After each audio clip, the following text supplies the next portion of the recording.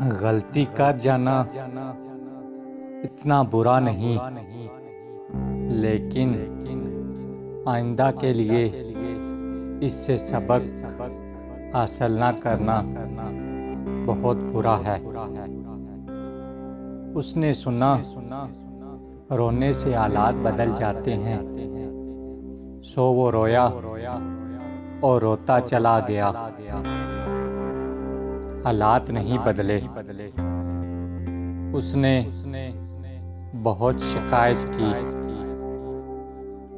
پھر اس نے سنا کہ ہنسنے سے حالات بدل جاتے ہیں، سو ہنسا اور دن رات ہنستا رہا، حالات نہیں بدلے۔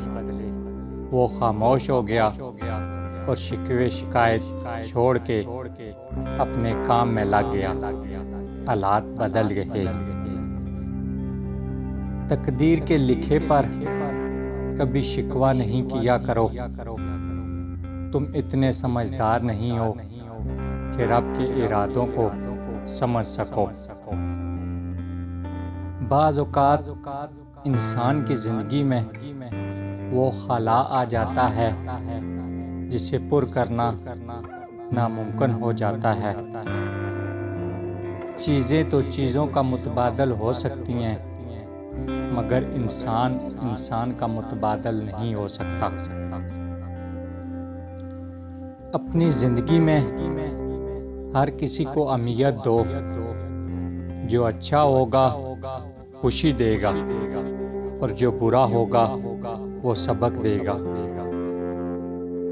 جھگڑوں سے کچھ حاصل نہیں ہوتا، دونوں گروہ کچھ نہ کچھ کھو دیتے ہیں، اگر کچھ نہیں تو اپنا احترام ضرور کھو دیتے ہیں۔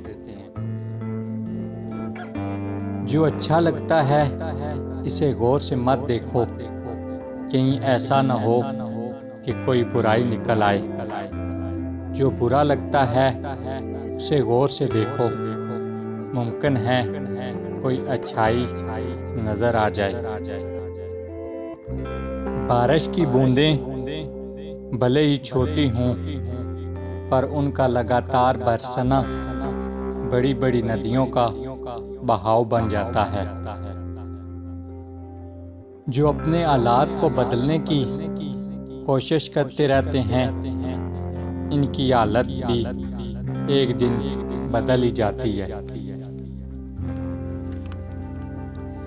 زہر مرنے کے لیے تھوڑا سا اور جینے کے لیے بہت سا پینا پڑتا ہے۔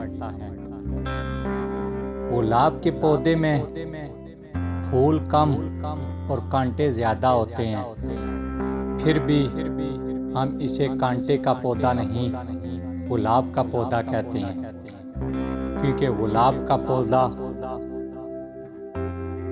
اپنی خوبصورتی، رنگ اور خوشبو کی وجہ سے کانٹوں سے زیادہ نمایاں ہوتا ہے۔ بالکل اسی طرح ہر انسان میں خوبیاں بھی ہیں اور خامیاں بھی۔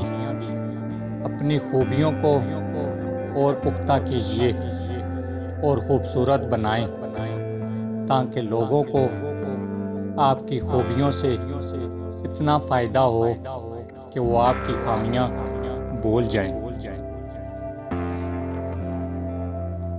میں نے گناہوں میں ڈوبے لوگوں کو راتوں کو روتے دیکھا ہے، اور نیکی کرنے والوں کو دوسروں پر ہنستے دیکھا ہے۔